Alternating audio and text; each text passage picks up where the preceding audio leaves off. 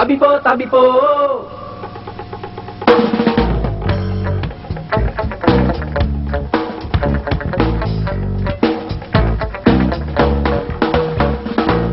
Naglakad ako sa daang putikan. Sobrang dulas ay napilitang magyapak. Hinubad ko ang bagong sapatos ko. Tinali sa aking backpack. Gumapang paakyat sa putik at bato. At nakarating sa balikat ng bundok. Naglakad paloob sa makapal na kahuyan. Nakarating sa daang madamo ng sapatos ko'y isusuot na sana. Kanan na lamang ang napipira. Kung saan naman nakarating ang kaliwat. Binalik-balik ay di pa rin makita. Ano ngayon ang gagawin ko? Iisa na lamang ang sapatos ko. Ito na ba yung sinasabi nilang pinaglaruan? Tabi po, palabiro, mapaglarong engkanto. Tabi po, palabiro, mapaglarong engkanto. Tabi po, palabiro, mapaglarong engkanto. Tabi po, palabiro.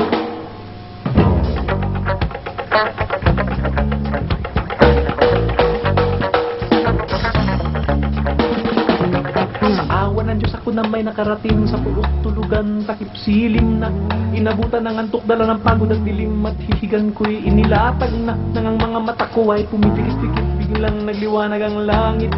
Ako'y tumingala at nakita ko, di mabilang na bituing nang gigising, sangkorong kuliglig na gawitan, bigla sa pangkat ng palakay nagkukukakukakan, mga daon at sangay nagpalakpakan, paano matutulog niyan? Tabi po, palabiro, mapaglarong engkanto. Tabi po, palabiro, mapaglarong engkanto. Tabi po, palabiro, mapaglarong engkanto. Tabi po, palabiro.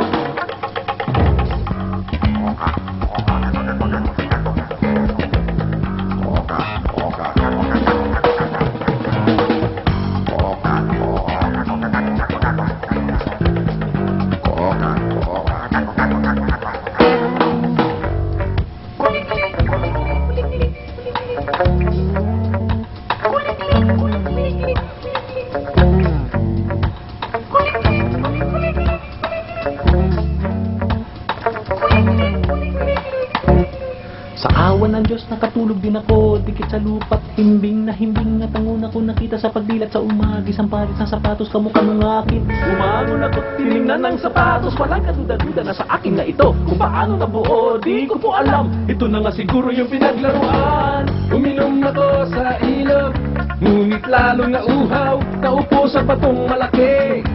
Iyo pala ay kalabaw, hinanap ang daang pababa, ngunit lalo akong nawala.